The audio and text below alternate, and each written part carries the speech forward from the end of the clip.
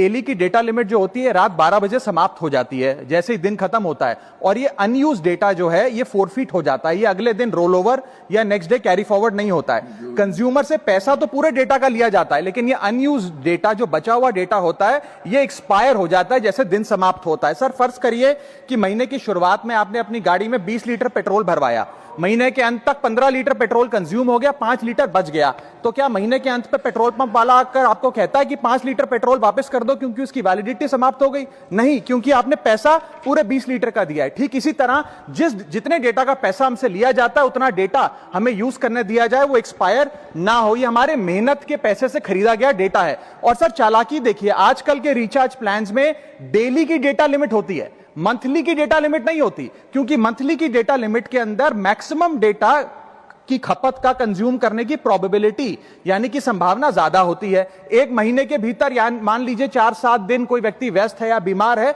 लेकिन बचे हुए दिन में या जब उसकी छुट्टी होती है वो ज्यादा डेटा कंज्यूम कर सकता है, इसीलिए मैक्सिमम डेटा मंथली प्लान में कंज्यूम होता है। इसके चलते आज टेलीकॉम ऑपरेटर डेली की डेटा लिमिट वाला प्लान पुश करते हैं। सर आज इंटरनेट सिर्फ एक एंटरटेनमेंट या मनोरंजन का सोर्स नहीं है, यह एक प्रकार से हमारे जीवन के लिए एसेंशियल बनता जा रहा है। It is like digital oxygen, हर चीज के लिए इंटरनेट चाहिए। और इसीलिए आज करोड़ों भारतीयों का जब लाखों जीबी डेटा रोज एक्सपायर हो जाता है, अनयूज्ड बचा हुआ डेटा, क्योंकि उसकी वैलिडिटी समाप्त हो गई, तो यह सवाल अब सिर्फ डेटा का नहीं है सर, यह कंज्यूमर राइट्स का सवाल बन चुका है। इसीलिए मेरी 3 स्पष्ट मांगे आज सदन में। पहली मांग, ये नियम बने कि डेटा कैरी फॉरवर्ड यानी कि डेटा रोल ओवर की सुविधा हर यूजर को दी जाए, यानी कि दिन के अंत पे आपका जितना जीबी डेटा बच गया वो अगले दिन के आपके डेली के डेटा पैक में जोड़ा जाए, वैलिडिटी के साथ समाप्त ना हो। दूसरा पॉइंट, अगर महीने के अंत में काफी बड़ी मात्रा में आपका डेटा एक्यूमुलेट अगर हो जाता है, बच जाता है,